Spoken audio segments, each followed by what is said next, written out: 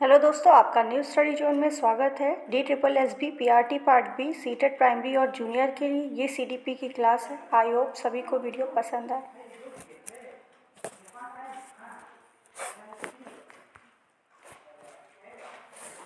आज का हमारा पहला क्वेश्चन है। 120 तक हम क्वेश्चन कर चुके थे, अब उसके आगे के क्वेश्चन करेंगे।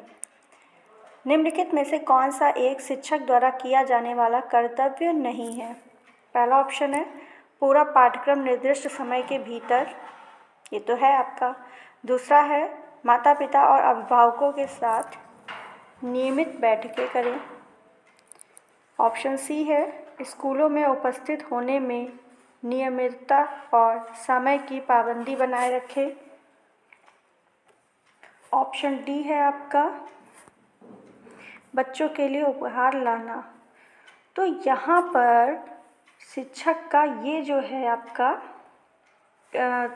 कहा जाए तो क्या कुछ, एक मिनट, ये ऑप्शन आपका निगेटिव लग रहा है। शिक्षक उपहार लाएगा, शिक्षक द्वारा किया जाने वाला कर्तव्य ये नहीं है कि शिक्षक उपहार लाएगा। ठीक है, स्कूल समय पे आए, समय पे खुले, ये उसका कर्तव्य है। अभिभावकों के साथ नियमित बैठक यानी मीटिंग हो आपकी, ठीक है, और करिकुलम जो है उसको पूरा कराना, ये सभी उसके कर्तव्य है। लेकिन बच्चों को उपहार देना ये उसका कर्तव्य नहीं है। ठीक है, नेक्स्ट 122 नंबर क्वेश्चन। निम्नलिखित में से कौन सा नकारात्मक गैर मौखिक सुदृढ़ीकरण है? सर हिलाना और मुस्कुराहट, ये तो पॉजिटिव है। झुंझलाहट की अभिव्यक्ति, ये आपको निगेटिव थोड़ा लग रहा होगा, है ना। नेक्स्ट है अधीरता की अभिव्यक्ति, व्यंग मिश्रित। ठीक है, तो यहाँ पर आपका ऑप्शन झुंझलाहट, अधीरता यानी धैर्य उसमें नहीं है, व्यंग मिश्रित मजाक उड़ा रहा है, तो ये आपके नकारात्मक गैर मौखिक सुदृढ़ीकरण है। ठीक है, इसलिए आपका ऑप्शन ए राइट होगा। सेकेंड, थर्ड एंड फोर्थ ये आपका पॉजिटिव है, बाकी सारे निगेटिव थे। ठीक है, नेक्स्ट है 123 नंबर क्वेश्चन।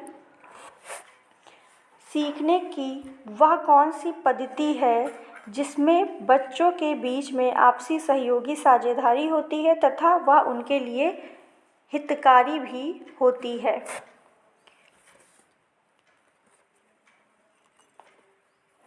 ऑप्शन आपका एक है शिक्षार्थी केंद्रित दृष्टिकोण, ये आपका कथन एक है, और एक मिनट, दूसरा है अधिगम केंद्रित दृष्टिकोण। तो आपको बताना है इन दोनों में से कौन सा ऑप्शन आपका सही है।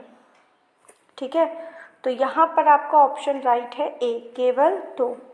अधिगम केंद्रित दृष्टिकोण जो है आपका, ये आपका राइट होगा। ठीक है, कह रहा सीखने की वह कौन सी पद्धति है जिसमें बच्चों के बीच में आपसी सहयोगी साझेदारी होती है तथा वह उनके लिए हितकारी भी होता है। तो वो आपका बच्चों के लिए सहयोगी और अधिगम केंद्रित, जब बच्चा सीख पाएगा अधिगम केंद्रित दृष्टिकोण होगा। ठीक है, इसमें क्या होता है, बच्चों के बीच सहयोगी भागीदारी होती है और बच्चा जो है सीखता है कुछ। अधिगम केंद्रित शिक्षा छात्र को शिक्षा के केंद्र पर रखी जाती है, यानी कि चाइल्ड सेंटर्ड होती है। ठीक है, और यहाँ टीचर सेंटर्ड की बात कर रहा था, तो हमें चाइल्ड सेंटर्ड लगाना था, इसलिए ऑप्शन आपका सेकेंड राइट होगा। 124 नंबर क्वेश्चन। शिक्षा में पढ़ाने व सीखने के प्रदर्शन के तरीके का इस्तेमाल करते हुए एक शिक्षक के रूप में आपको क्या ध्यान रखना चाहिए? छात्रों के हित को प्रोत्साहित करने के लिए चिंतनशील प्रश्न पूछें, ठीक बात है। सुनिश्चित करें कि प्रदर्शन सरल है और छात्रों के मानसिक स्तर के अनुसार हो। दोनों ही कथन आपके सही हैं, तो यहाँ पर ऑप्शन आपका राइट हो जाएगा, option C, first and second दोनों। ठीक है, ऑप्शन सी आपका राइट है। Next 125 number question. शिक्षण अधिगम प्रक्रिया में शिक्षण अधिगम सामग्री की क्या आवश्यकता है? पहला ऑप्शन है नई अवधारणाओं को का सीखना आसान हो जाता है। बिल्कुल, शिक्षण अधिगम सामग्री जब आती है, कुछ TLM का यूज़ कर दिया, कोई बच्चों के लिए मॉडल बना दिया, वे प्रभावी आत्म अधिगम के लिए आवश्यक हैं, बिल्कुल सही है। बहुग्रेड और बहुस्तरीय स्थितियों में वे प्रभावी के लिए शिक्षकों को महत्वपूर्ण सहायता प्रदान करते हैं, उनकी कक्षाओं का प्रबंधन। ठीक है, तो ये तीनों ही कथन आपके सही हैं, इसलिए आपका राइट आंसर होगा ऑप्शन बी। कौन सा राइट होगा? B, first, second and third. ठीक है, नेक्स्ट क्वेश्चन नंबर 126।